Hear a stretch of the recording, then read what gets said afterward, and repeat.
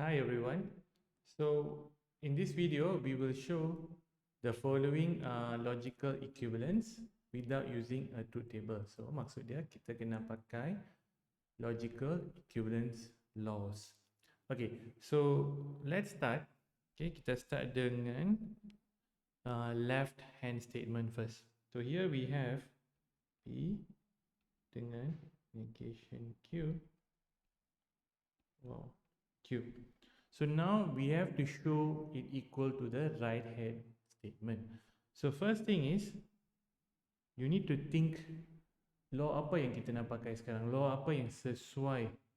So the first thing is here, for example, we can use commutative law. So okay, kita tukar colors right. So apa tu commutative law? For example here, it allows us to Q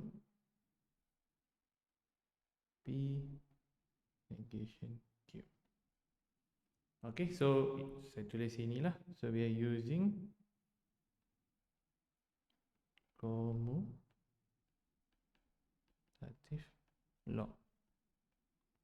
So you can refer to the notes or any other videos that showing you what is a commutative law. Okay, so I will have a separate video also. And okay, what is the next step you can actually do? So let's look at this. So you have now kita boleh gunakan distributive law. So let's see what distributive law actually is doing.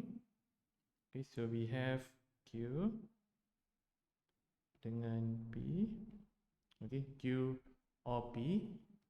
Then we have N Q or negation Q.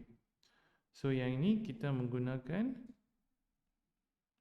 distributive law. Okay, so this is the second step.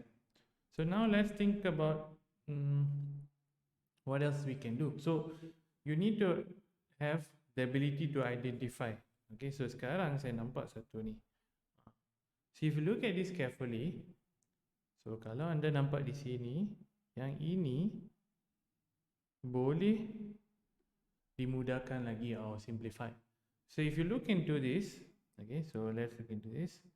So now you'll get, okay, let me choose a different color. So you'll still have this, but you'll notice that this will be changing into a truth. Okay, kenapa? Because this is a known tautology. Okay, ini adalah known case of a tautology. Alright, so once you do this, you already know that the form is getting simplified. So let's look what else we can do. Okay, so now you notice we can actually use identity, okay, to make the true atau T tu yang true to disappear. So now this will become Q and P because this is we are using identity law.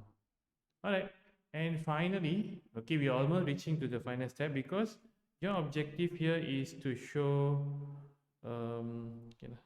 this. Your objective here is you need to show this, right?